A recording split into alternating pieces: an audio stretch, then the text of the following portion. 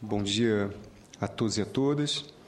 Cumprimento, além do presidente, o nosso relator, senador Paulo Paim, desde já agradecendo pelo convite para participar dessa audiência. E numa breve intervenção pela Associação Nacional dos Defensores Públicos, gostaria de destacar no substitutivo que está sendo apresentado e em confronto com a matéria que havia chegado à Comissão de Assuntos Sociais, nossa opinião favorável, inclusive, a algumas alterações que foram feitas. A primeira delas, com relação à questão da idade, delimitando o jovem entre 18 a 29 anos, pelos próprios fundamentos do voto de Vossa Excelência, principalmente no sentido de que a sobreposição entre as normas do Estatuto com o Estatuto da Criança e do Adolescente talvez não produzam o efeito de maior proteção esperado, até porque se trata realmente de públicos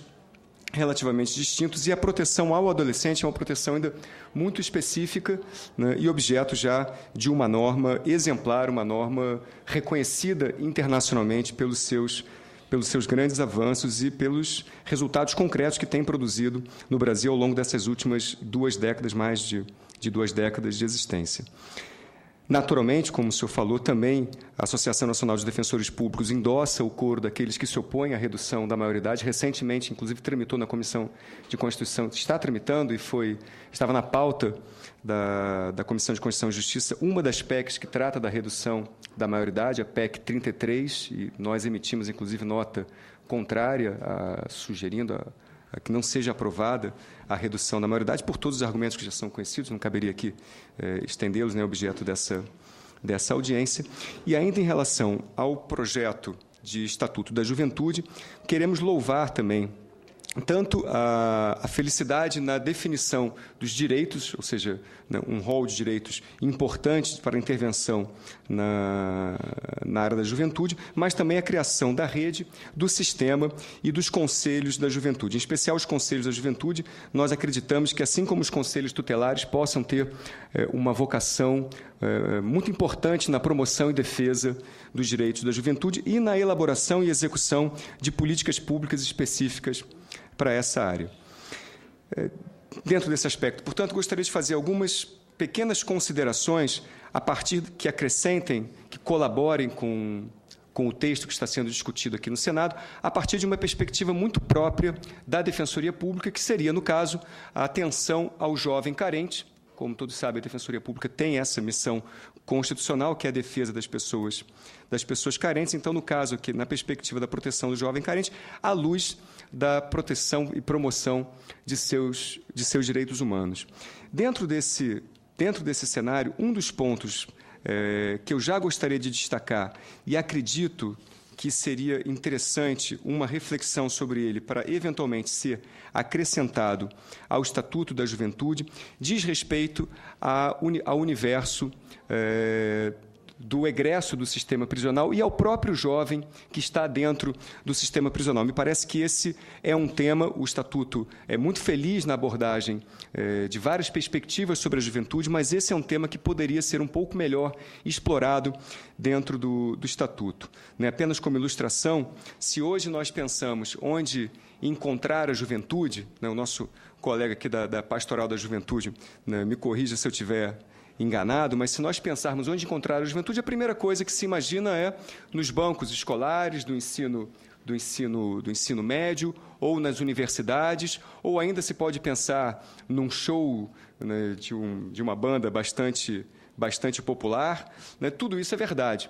Agora, o que as pessoas muitas vezes não lembram, e lamentavelmente é uma triste realidade no nosso país, de que um outro lugar onde se pode encontrar massivamente a juventude brasileira é dentro dos presídios.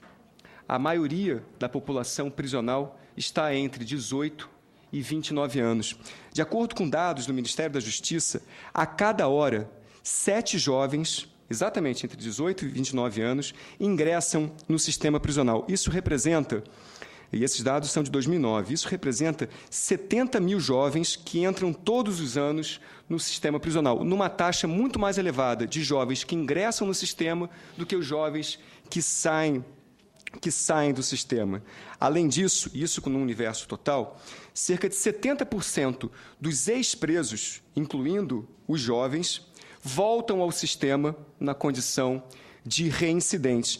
E voltam ao sistema não por uma lógica perversa e inexorável. Voltam ao sistema, no mais das vezes, pela falta de oportunidades para seguir um outro caminho. E isso não a partir de uma opinião minha, mas de dados também específicos que dizem, dados também no Ministério da Justiça, que mais de 80%, ou seja, quase a totalidade em questões estatísticas, mais de 80% daqueles que saem do sistema com oportunidade de emprego não recidem, não voltam ao sistema. Portanto, a partir de uma colocação, seguem naquela colocação e nunca mais vão ter problemas com a justiça criminal. Então, estamos falando dentro desse universo em que, como falava o colega que me antecedeu do Ministério do Trabalho, em que emprego e renda é um tema muito, como tantos outros, mas um tema muito importante para a juventude, dados não só do Brasil, mas de todo o mundo, o desemprego, em geral, é muito mais forte entre os jovens que buscam estabelecer buscam uma colocação inicial. Se a dificuldade de obter uma colocação, se o desemprego é maior entre os jovens, quiçá dizer do desemprego entre aqueles jovens que saem do sistema prisional. Para esses, é praticamente impossível obter uma colocação com a realidade colocada hoje. E isso significa, isso sim, são problemas gravíssimos que nós discutimos quando estamos tratando do incremento da violência, da segurança pública. Me parece que essa é uma perspectiva de discussão muito mais acertada do que discutir a redução da maioridade penal, que só agravaria o quadro de insegurança no nosso país. Dentro dessa perspectiva, portanto, nós acreditamos que em todos os eixos de direitos previstos no Estatuto, como educação, trabalho, renda, igualdade, saúde, cultura, lazer e meio ambiente, em todos eles poderia se tratar algum tema específico sobre o jovem preso ou egresso, mas mais especificamente no que diz respeito à educação e ao outro eixo, que é o eixo do trabalho e da renda. Lembrando também uma questão importante do sistema prisional, como todos sabem, existe a diferença de regimes. E no regime semiaberto, o preso pode sair para trabalhar e obrigatoriamente volta para dormir no estabelecimento prisional à noite. Só que essa realidade no nosso país praticamente inexiste. Um contingente enorme de pessoas que poderiam estar efetivamente exercendo o regime semiaberto não o exercem porque não há nenhuma oportunidade de emprego ou de estudo para essas pessoas. Então, acaba que o regime semiaberto, na prática, é uma ficção. E ele é idêntico ao regime fechado por não haver uma oportunidade para essas pessoas, o que é muito mais grave quando se diz respeito a jovens. Nesse sentido, portanto, pensar perspectivas, inclusive de estímulo ou incentivos à contratação de jovens que estejam no sistema ou ainda de jovens egressos, nos parece que seja muito importante. Um outro tema, o Estatuto foi muito feliz também na sua concepção e na sua própria elegância, ou seja, o Estatuto ele não desce a minúcias, ele não cria uma enorme quantidade de regras, mas ele é mais principiológico e nós concordamos com essa ideia. Mas dentro dessa linha principiológica do Estatuto, enfrentar alguns temas específicos como, por exemplo, hoje o jovem, a pessoa qualquer, mais especificamente o jovem, quando sai do estabelecimento prisional, ele sai, porque ele já entrou muito novo, ele sai sem carteira de identidade, sem CPF, sem título de eleitor. E como ele foi condenado a uma pena restritiva, privativa de liberdade, mas também a uma pena de multa, e ele não pagou essa pena porque ele é pobre, e o nome dele está inscrito na dívida ativa, ele vai ter dificuldade para tirar o CPF. Com dificuldade para tirar o CPF, ele tem dificuldade para tirar o título de eleitor, ele tem dificuldade para tirar a carteira de trabalho, ou seja, quando ele sai, se ele quiser um emprego, ele vai precisar regularizar tudo isso. Para fazer isso já seria difícil para nós. Né? Para a situação dele, com todas as barreiras econômicas, até mesmo culturais, é muito mais difícil.